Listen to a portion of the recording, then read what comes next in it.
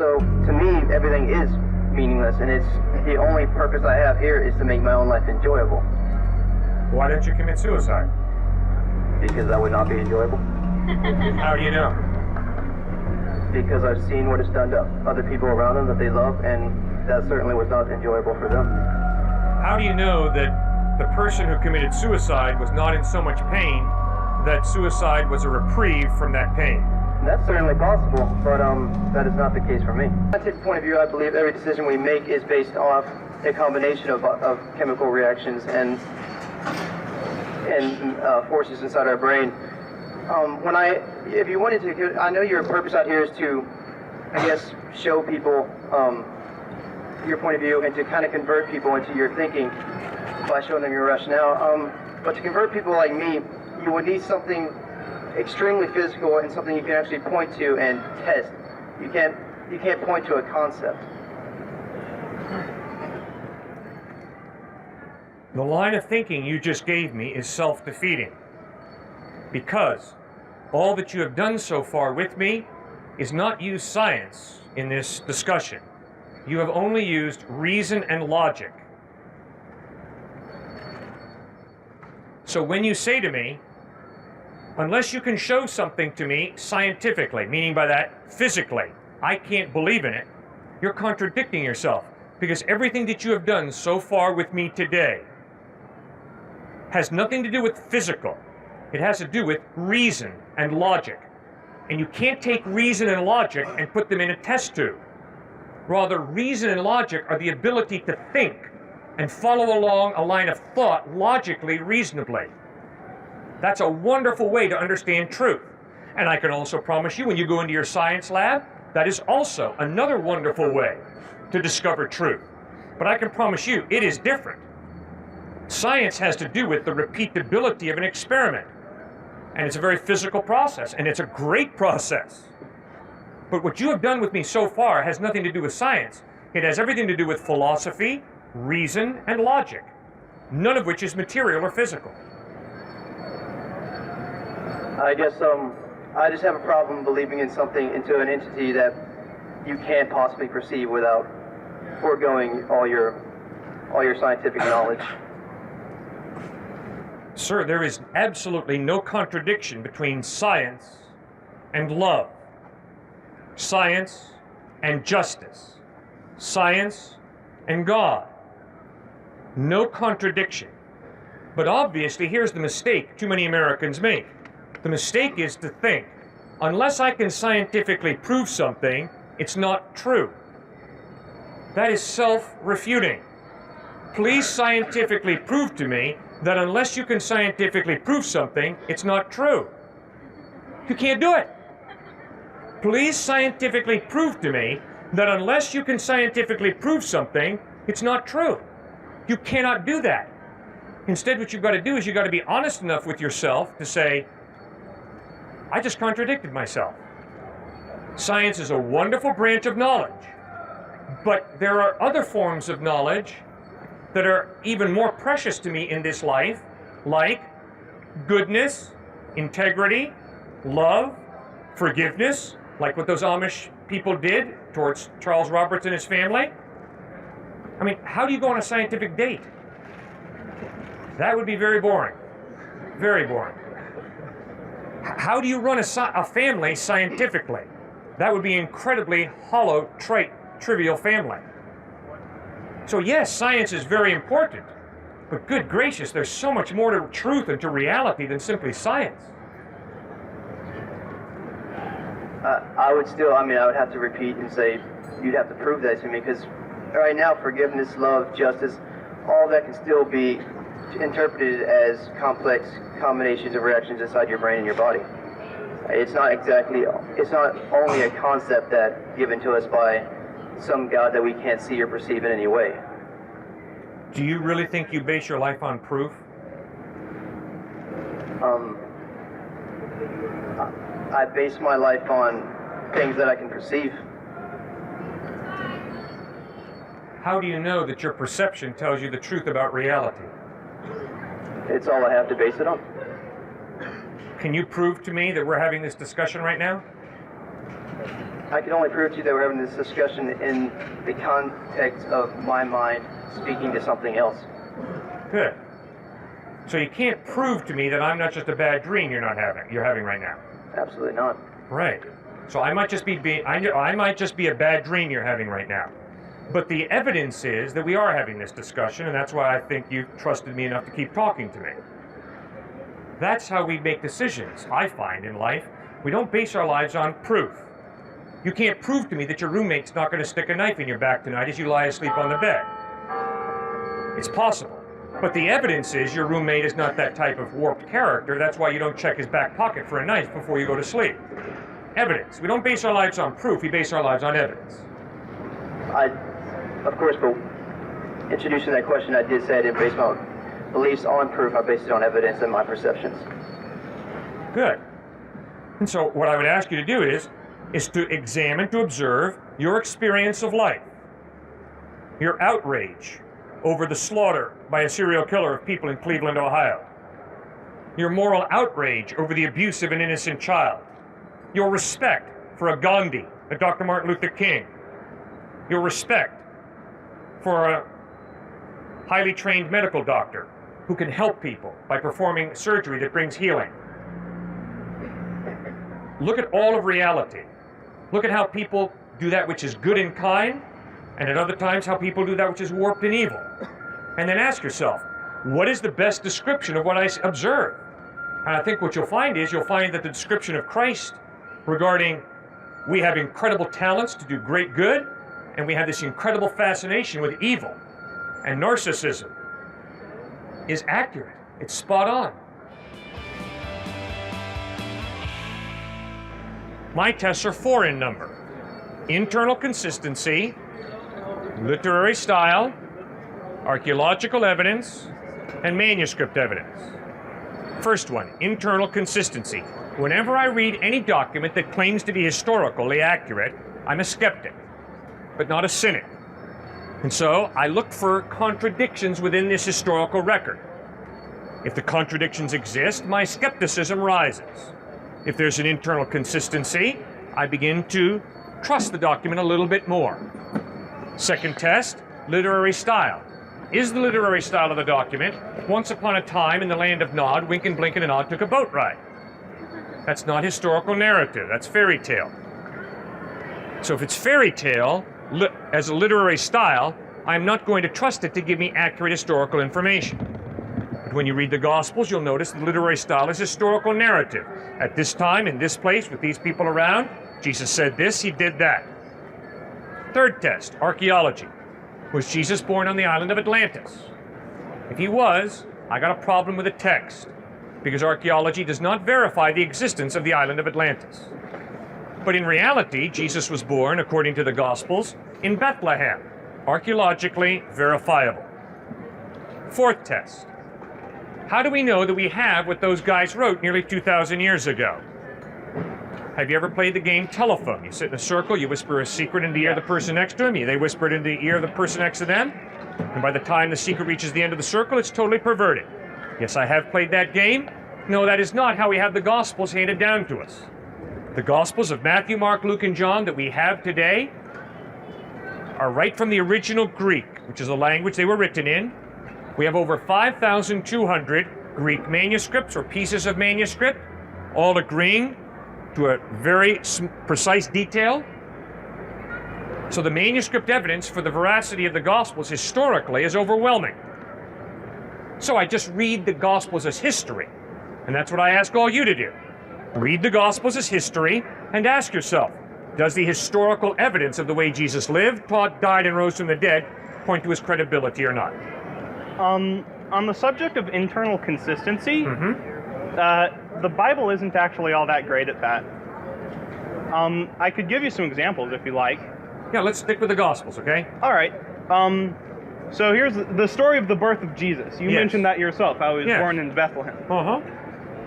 If we go to the Gospels to look at this, to see what the Gospels have to say about the birth of Jesus, only 2 of the Gospels actually say anything about it. The rest of them pick up as he is an adult. Yep.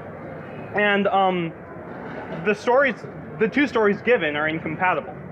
In one story, Jesus is born, and then Herod, who has been given warning of this event, he decides to massacre the children.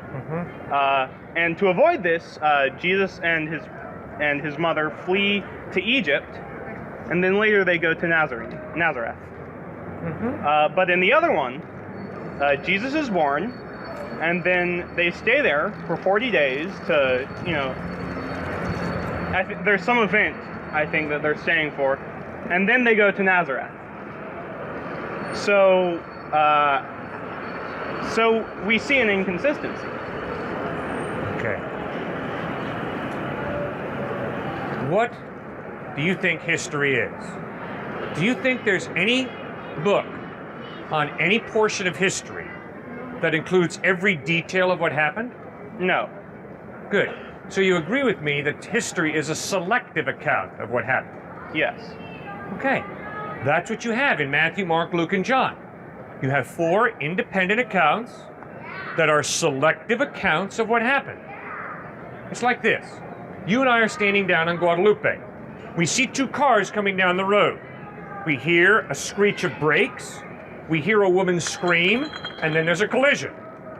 You and I go to the police department. You say, "Officer, I saw the 2 cars coming down the street. I heard a screech of brakes. There was a collision." I say, "Officer, I saw the 2 cars coming down the street. I heard a woman scream, and there was a collision." Are you and I contradicting each other? No. Thank you. We're offering 2 equally valid perspectives on what really happened. Just because one gospel talks about the trip to Egypt and the other is silent about the trip to Egypt, there is no contradiction between a statement in one book and silence in another. A contradiction would be, they went to Egypt, they never went to Egypt. Then we would have a problem. But the massacre that Herod committed and the subsequent move to Egypt is a highly significant event. Really? In the context of this story they're telling about the birth of Jesus. Of what significance to your life and my life today is it that Herod slaughtered a bunch of babies in Bethlehem? Well, the problem here isn't the significance to our life today, but the significance to the story of Jesus. And on that point, it's actually fairly significant. Please explain why. Well, because they're trying to tell the story of the birth of Jesus, right? And in one story, there's this guy who wants to kill Jesus, so they have to run away to Egypt. And then in the other story, they never say anything about this guy, and they never say anything about going to Egypt.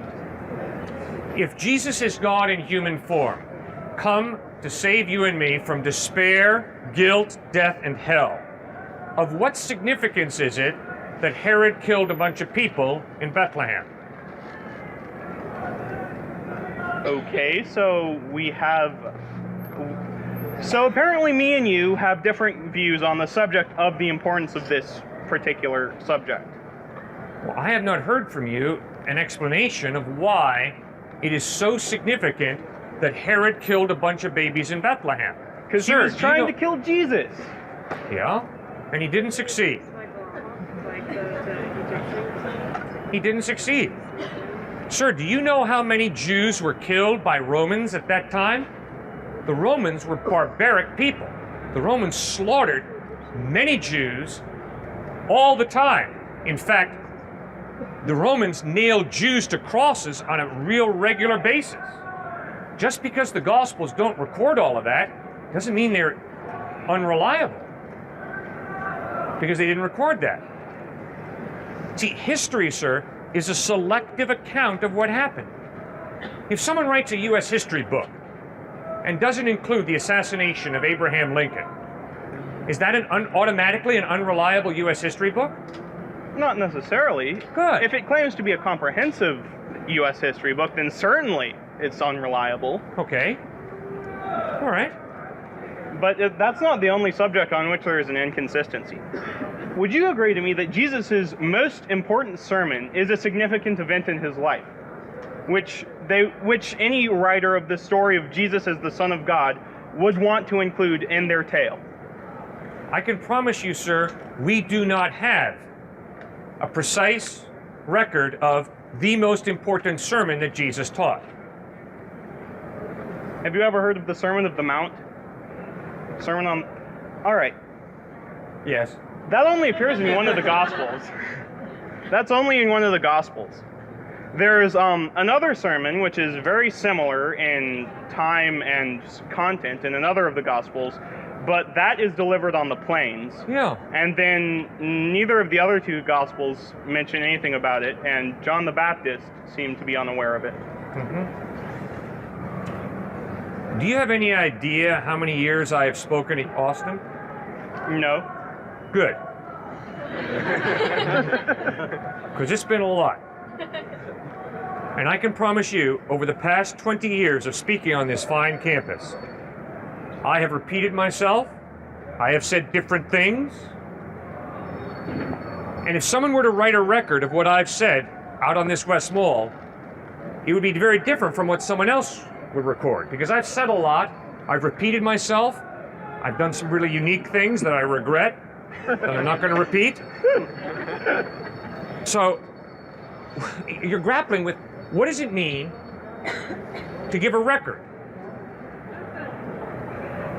And the Sermon on the Mount in Matthew chapter 5, 6, and 7 is not a claim that Jesus gave this thing all from beginning to end, and this was it.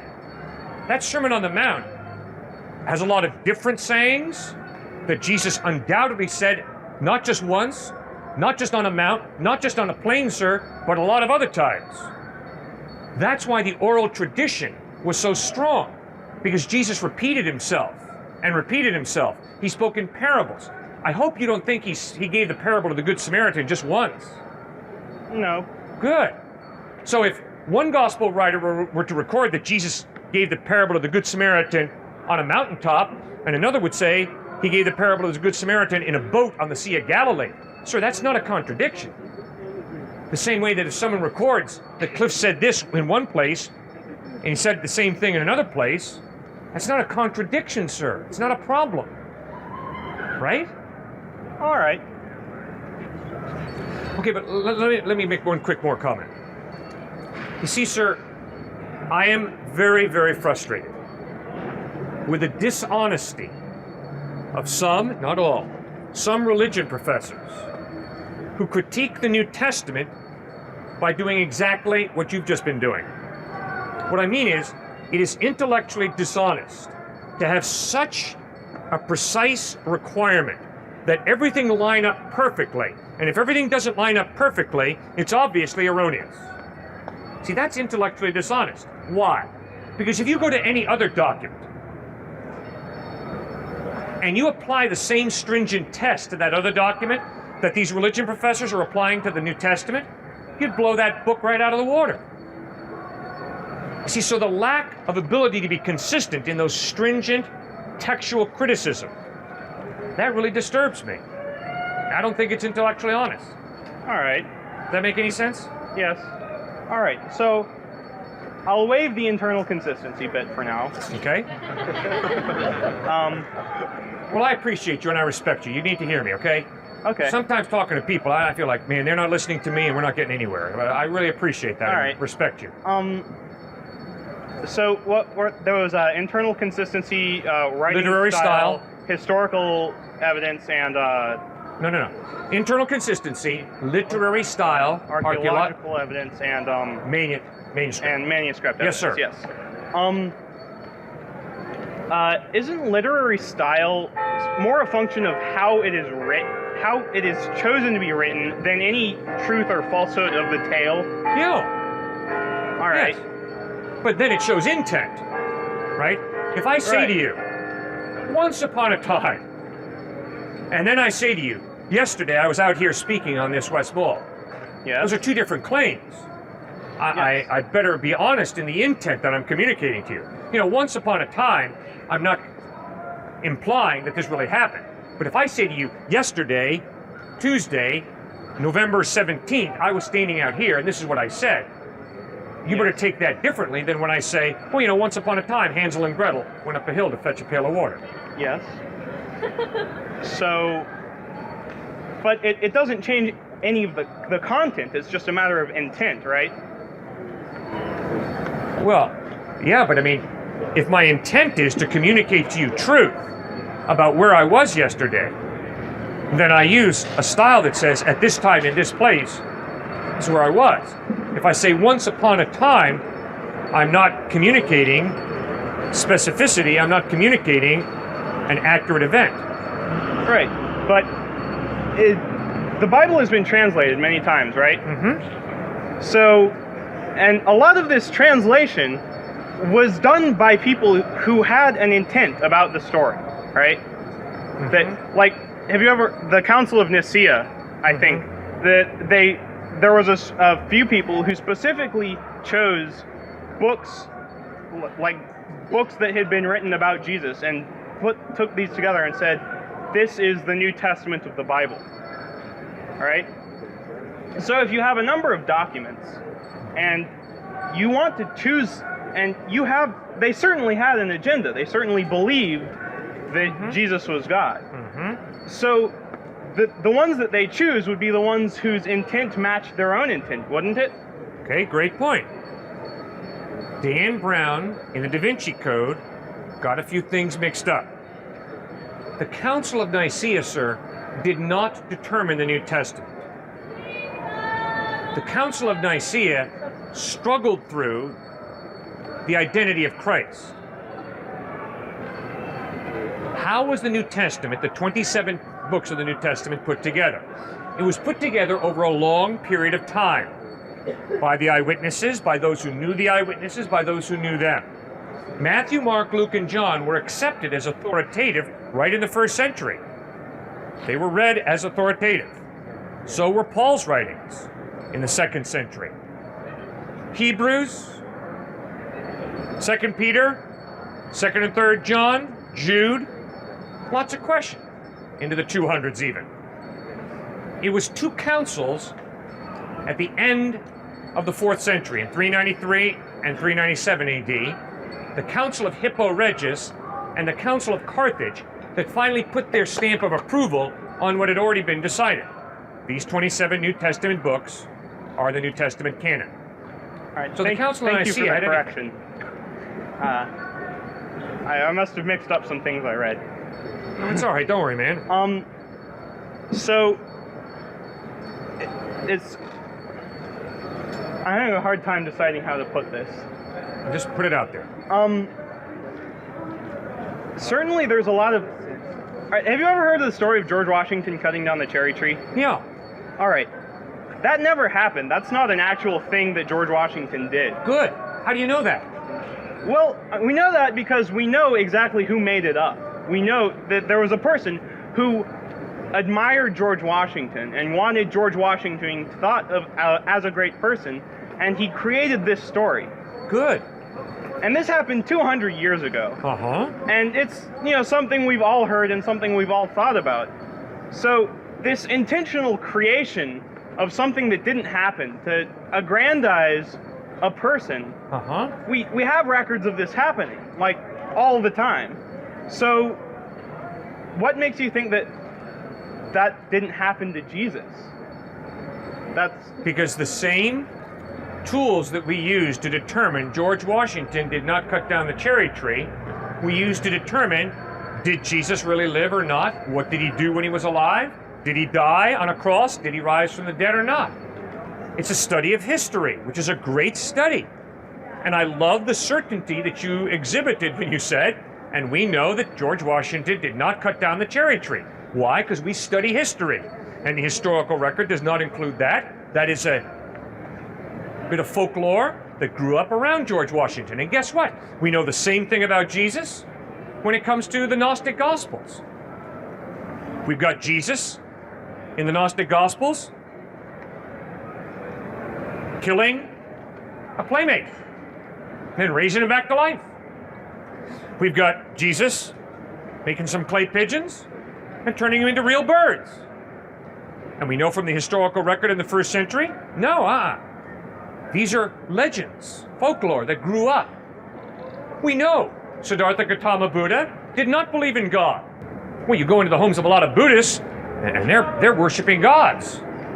Well, that's not what Siddhartha Gautama Buddha taught. Siddhartha Gautama Buddha was agnostic, didn't believe in God. Well, how do we know that? By studying the teachings of Siddhartha Gautama Buddha. That's how we know that.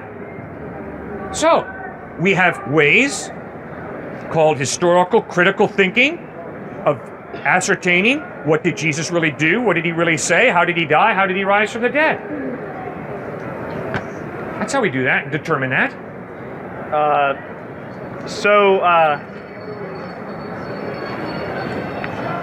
Okay, so you're talking about Siddhartha Gautama Buddha, right? Yeah. All right. So, by the same standards that we know Jesus died and rose from the dead, we know Siddhartha Gautama Buddha achieved nirvana. No. We don't know he achieved nirvana.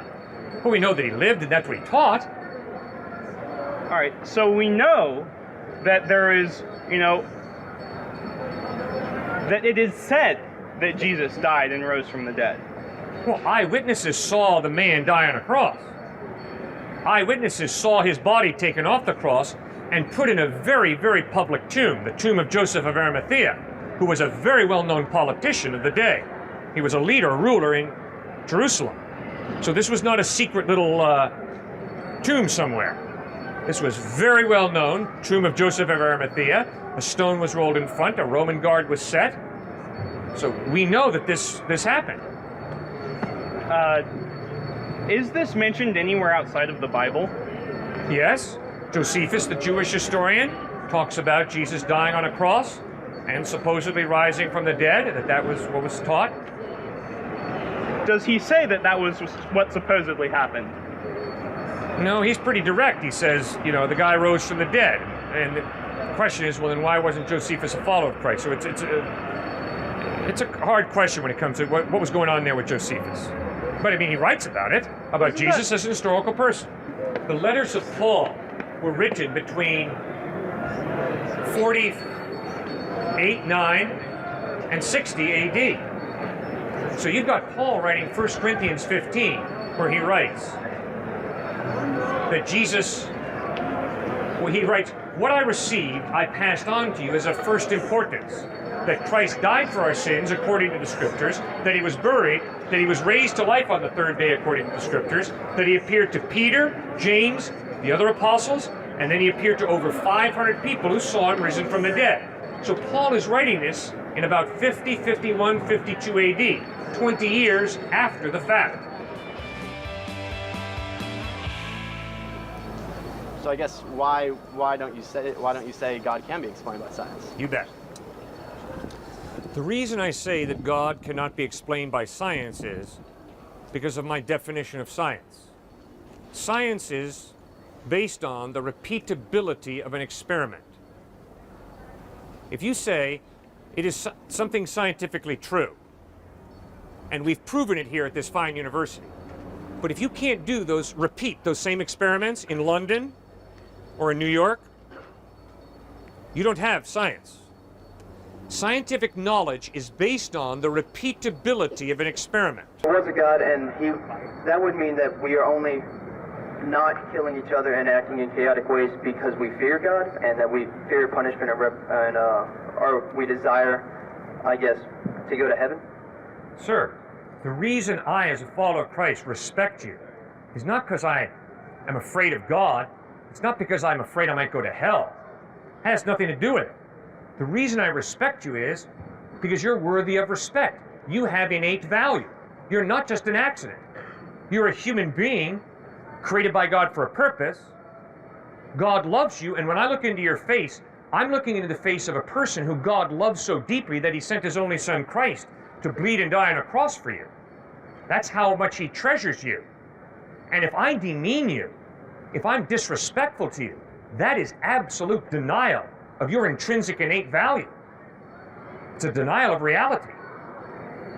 Okay, I would have to say that people are deserving your respect because they are your equals, because we are all accidents in the same exact way. We don't have any purpose instilled into us. We just all are by accident, and therefore, since we are all from the same accident, and we desire to continue our peaceful society, that is where our morality stems from.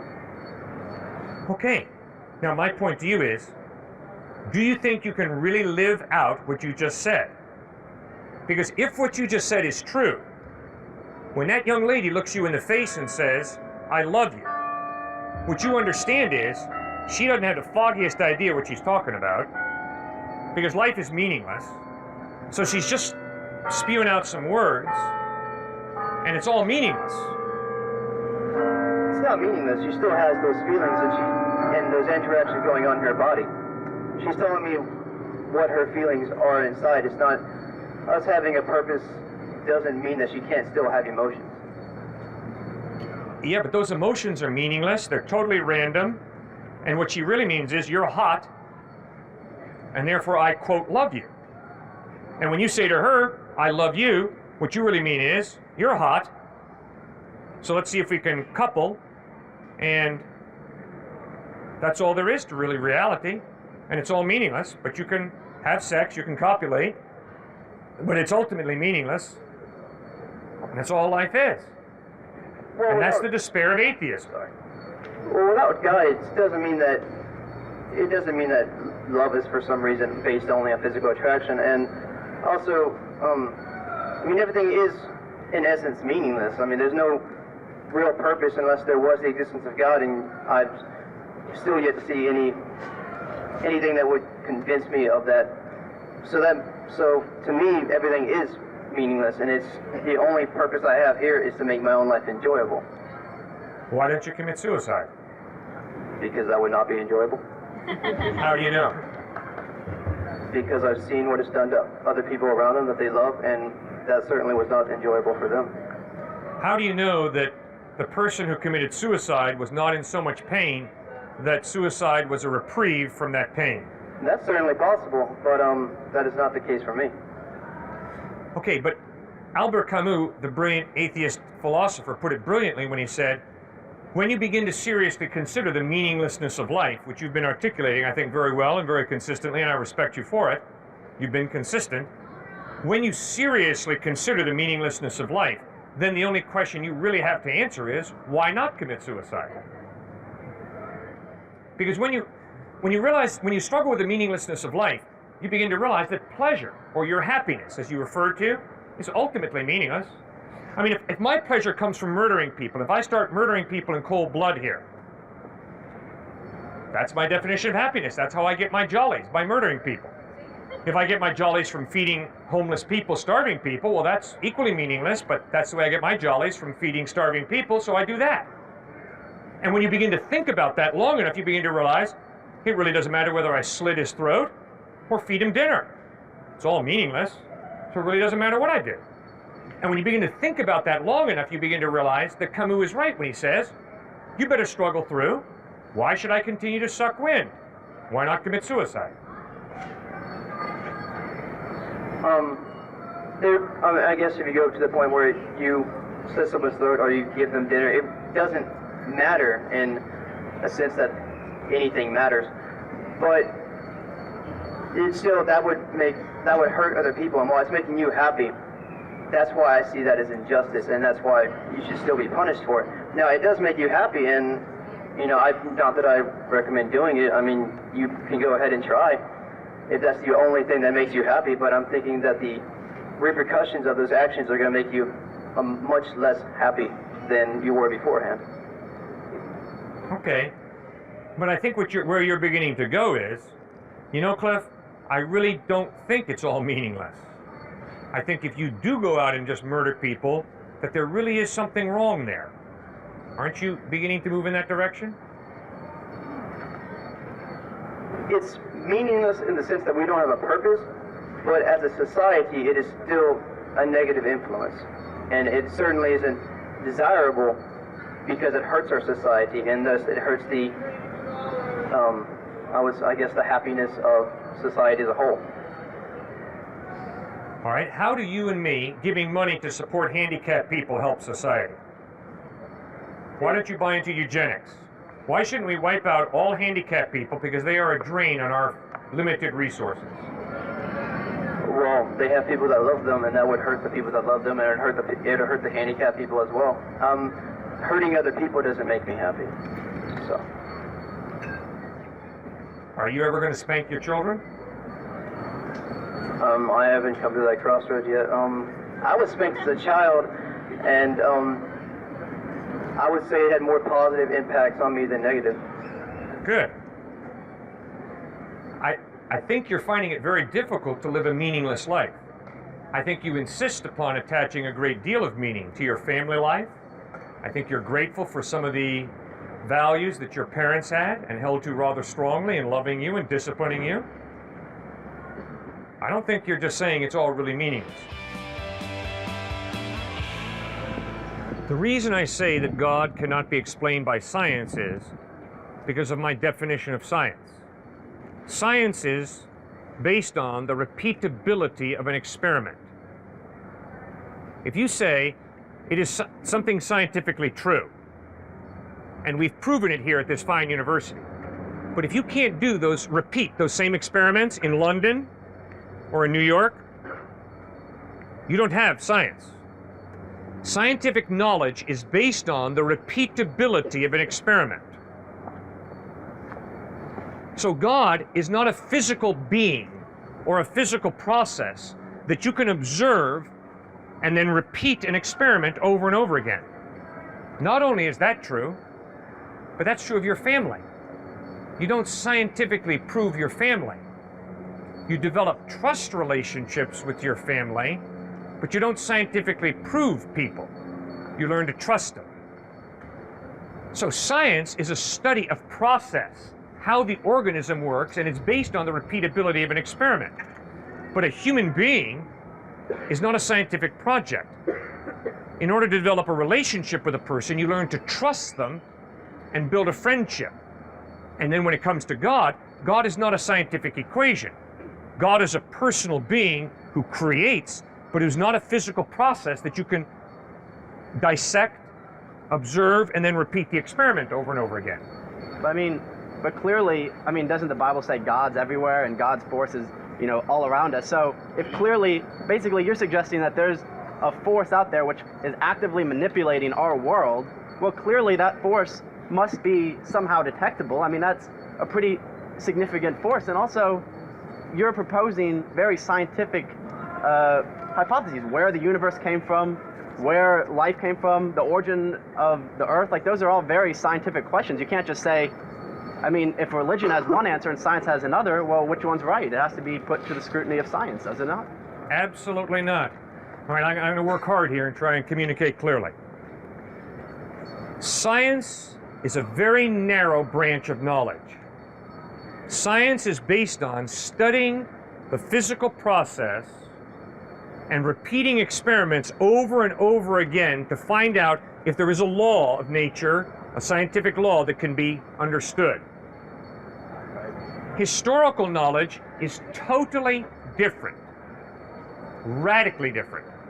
You do not get Abraham Lincoln back on this campus every September and have him assassinated by John Wilkes Booth in order to prove that Lincoln was truly assassinated by John Wilkes Booth. Instead, historical knowledge is based on not the repeatability of an event or the repeatability of an experiment. Historical knowledge is based on the trustworthiness of eyewitness testimony.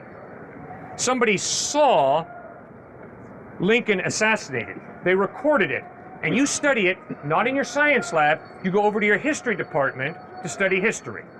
Because it's a different form of knowledge. I would agree that science can't answer philosophical questions. I'm not trying to say it would, and I can't answer historical questions. I'm not saying it would. So if you were saying that Jesus was a philosopher, if he was a man who was trying to give a way of life, then yes, science can't go one or another. That's a different branch of knowledge. But to say Jesus rose from the dead, it happened in our physical universe, thus it must have a physical explanation.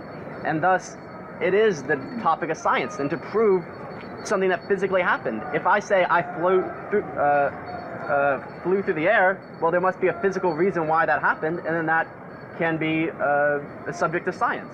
Okay. The Gospels record that Jesus physically rose from the dead. Right. And people ate food with him. They grabbed hold of him and saw that he had flesh and bone. But they did not give us a scientific description of how physically he rose from the dead. So we do not have a scientific description of how the dead body came alive again. Right. Now, the question of origin, meaning by that, is there an intelligent mind behind this universe, or is there not an intelligent mind? I am convinced is not a scientific question. It is a philosophical, theological question. So you have to use reason, not a scientific process, to conclude whether God exists or not. And the philosophical, rational way I go about it is by asking myself, is it more reasonable to believe that behind order and design there's an intelligent mind, or is it more reasonable to believe that order and design comes about by chance? Is it more reasonable for me to believe that in light of the fact that the universe has a beginning, that there's an uncaused cause, or is it more reasonable to believe it just happened?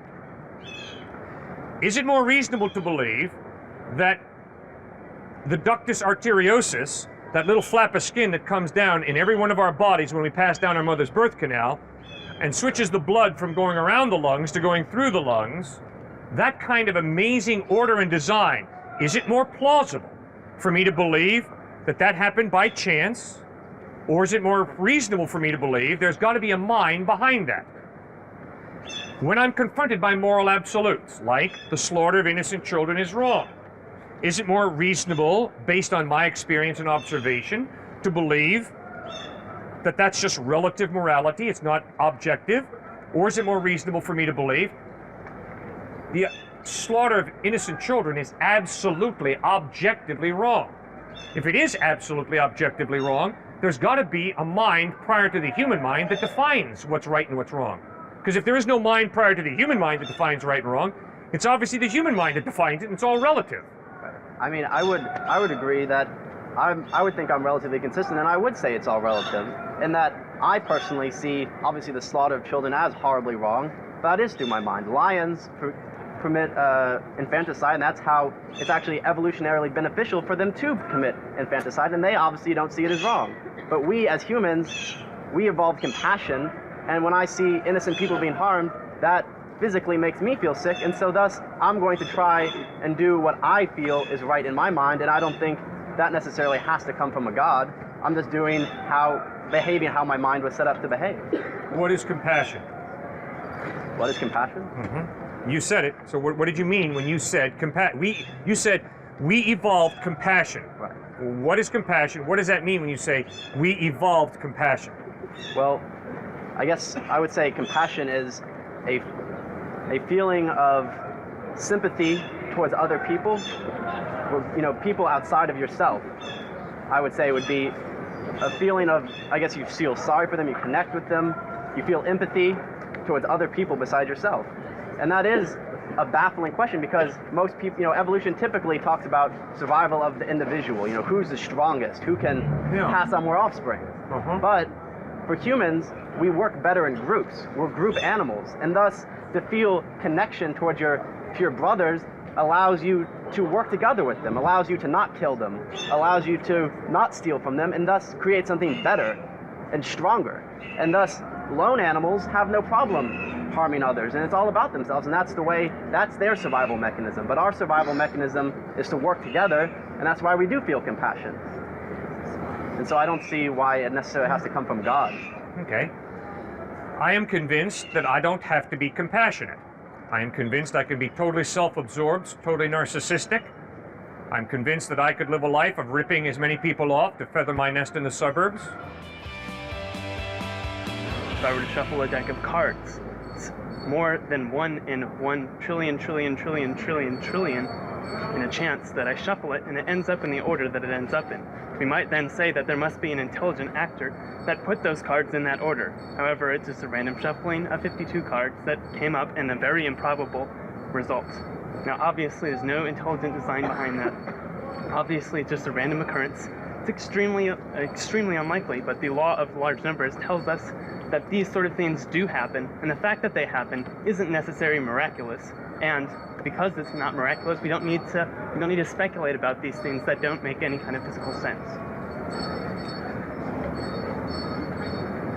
I haven't detected a question, so you My question any then statement is, you I want to mean, make. So I'm just questioning your argument here that just because it's unlikely that we're here, there must be some kind of miracle that caused it to happen. Oh, all I'm saying is, in my observation of reality, life comes from life. It does not come from non-life. Therefore, it's more plausible for me to believe in the beginning a living being, God, than it is for me to believe in the beginning inanimate matter produces animate life. Secondly, from all of my observation, the rational comes from the rational. The rational does not come from the non-rational or the irrational. July 1883, Charles Darwin wrote a letter to a man named Mr. Graham.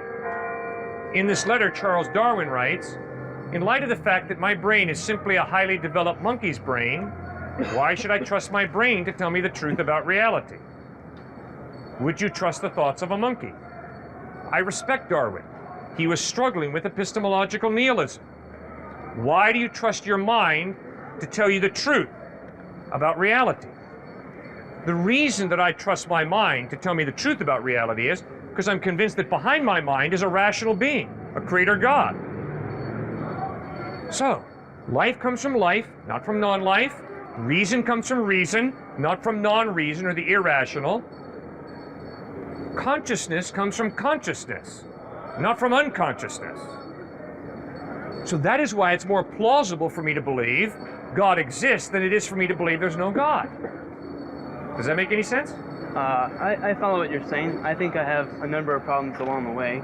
The first of which is that you're saying now that God is a living being. Mm-hmm. Okay, does that mean that God can die? Because God is eternal, all-powerful, self-sustaining, no, God cannot die. All right, so then what does it mean to be alive? What does it mean to be alive? Uh-huh. It means to be an animate being who is able to produce, to be creative. Okay, so death is not a necessity to be alive. You don't have to die. No. All right. So have you ever experienced something that was alive that never died? Have you ever experienced that? No. So then would you say that all living things must die because you've never experienced a living thing that has not died? No. All right. I've got to be open to the possibility that there is a being who is eternal. Okay, all right. Okay, we'll go with that for a moment. All right, so then now that you're saying that even though you haven't experienced a living being that has not died, we still have to be open to that possibility. Obviously, you think that there is a living being that has not died. All right, I've never experienced life coming from non-life, but I haven't experienced everything, and I must know that it is possible for life to come from non-life. And it's not out of reason to believe that life came from non-life, especially if you're a materialist or a physicalist, and you believe that most things can be explained, or all things can be explained by natural phenomenon. It's no more of a jump in logic to say that life came from non-life than it is to say that there's a living being that cannot die. They're the same type of logic, do you understand? A very good point, but no, I strongly disagree. My observation is life does not come from non-life. No, I understand. The reason does not come from irrational or the non-reason. Okay. Therefore, it is more plausible for me to believe that we come from a living being, that our rational minds are gifts from a rational being, than it is reasonable for me to believe that we come from non-life. So then by that same logic, I find it more plausible to believe that if there is a God, and he is living, that he will die, and therefore he's not eternal. That's not true. How do you know Because that when we talk about God, we're talking about a being of a radically different order than Homo sapien or an animal. Radically different. When we begin to think about the vastness of the universe, it's like looking at a beaver dam. Obviously, when you look at a beaver dam, you know that it wasn't stream bringing sticks down that made the beaver dam. But then when you go to the Golden Gate Bridge, you know, the beavers didn't make the Golden Gate Bridge. Why? Because the level of complex design is such that it requires more than a beaver's brain to put it together. It takes a human mind. Then when you go from the Golden Gate Bridge to the universe, you are taking such a quantum leap. It's incredible. And it demands a mind that is far superior to the human mind. I don't think that that's true. Look, you're applying double standards here. The difference between your side and my side is that when I come to any kind of improbability, right, you tell me that my side is irrational and that it doesn't make sense. However, when we point out an irrationality in your side of the logic, you take this double standard and say that we're talking about something that can't be explained. We're talking about something that we can't understand. We're talking about something that is of higher order, higher rationality, however you want to word it. And then it's sort of a cop-out against the argument. What I'm saying is that there's an imparallel between what I'm saying and what you're saying, and thus I can't effectively have a point with you if you're just going to tell me that when we find a flaw in your logic, it can be explained away, but if there's a flaw in my logic because you haven't experienced it, therefore it mustn't make any sense. All I'm saying is that, look, if we analyze it in the way that you're analyzing it, and I'm applying the same kind of logic that you're applying, I'm not trying to have any kind of sleight of hand here, right? You're just saying that you've never experienced life coming from non-life. I'm saying that I've never experienced a living being that's not died, right? And if God isn't eternal, then it's obviously not the God that's been written about in the Christian Bible, for instance. Okay, so we might as well just evenly doubt the fact that life could come from non-life, just as much as we doubt that the Bible talks about the real God, if there is a God in the first place. You can conclude that all you want. I'm saying that my experience is... I'm saying the same thing. You understand that I'm applying the same logic that you are? No. In my experience, I've never seen a living being that's... Yeah, I understand that point, but that's not the entirety of my point about God. A big part of my point about God is there has to be a mind that is so superior, not just to the beaver's mind, but to the human mind in creating a universe, that I've got to be open to a being who is so much bigger than I am. It's incredible. And that also this being could be eternal. Because I've heard you over here for the last couple of days, and a lot of things that you base yourself upon is moral absolutism. So, in fact, I do consider myself a moral relativist. So, obviously, because I'm a moral relativist, I do not need God in my life. So, so then I just have a couple of questions that I want to direct towards you concerning moral relativism. Okay, you say morality is absolute, but my first question to you is, and one of the favorite examples that you like to use is there a time when the rape of a woman is acceptable? Well, my answer to that would be, well, not more than a couple of centuries ago, raping of a woman was considered to be spoils of war, which meant that until somebody stood up and said, hey, we should not do this anymore, raping of a woman for spoils of war was considered an acceptable practice. So my question to you is if morality is absolute, then why does it change? Great question. When I say that there are a few moral absolutes, I am not saying that everybody follows those absolutes. Obviously, God has given us a free will, which means that obviously we can rationalize evil, or we can accept our society's definition that rape is okay as a spoil of war, or slavery is okay because it greases the economic wheels of our culture. But that doesn't change the fact that we have consciences that tie us into objective morals. And the only way there can be an objective moral is if there is some mind prior to the human mind that has defined what that moral is. If there's no mind prior to the human mind who defines what objective morality is, then it's obviously people who define morality, which means it's relative depending upon which person you're talking to. Okay, then, but then you seem to talk from a perspective where you're saying, but I have reached this moral absolute. Or, I mean, my question to you is then, what keeps people, like, decades from now looking back upon this time period and saying, that person was not living out what's morally absolute? What keeps them from doing that? Because at this time period of a couple of centuries ago where that was a accepted practice, people didn't think of it as anything wrong. So obviously you don't think of some of the things that you support as wrong. So what keeps people from saying that in the future? Okay, I am convinced that just because I don't think something's wrong does not make it wrong. In other words, I'm convinced that I don't create reality. The challenge for me is to get in touch with reality. Let's say that I think that racism is good. That doesn't make racism good, just because I think that. My thoughts can be wrong. I am convinced that all people have equal value, but all ideas do not have equal value. Some ideas are true, other ideas are false. And the idea that racism is good, I am convinced, is a false idea. Wrong idea. Okay. But then, so then in that context, so let's bring up like a major moral issue, which is abortion, between the choice of a woman and the life of a child. Like, how do you determine which one is right based on moral absolutes? Okay, great example. Abortion. If abortion is simply removing excess skin, I think it's hard to make a case that abortion is wrong. If abortion is murdering a child, I think the majority of us would agree that murdering children is not good. So the first thing you have to do is you have to answer the question, what is abortion? Is it simply removing excess skin? Nothing wrong with removing excess skin. Or is abortion terminating a human life motivated by inconvenience?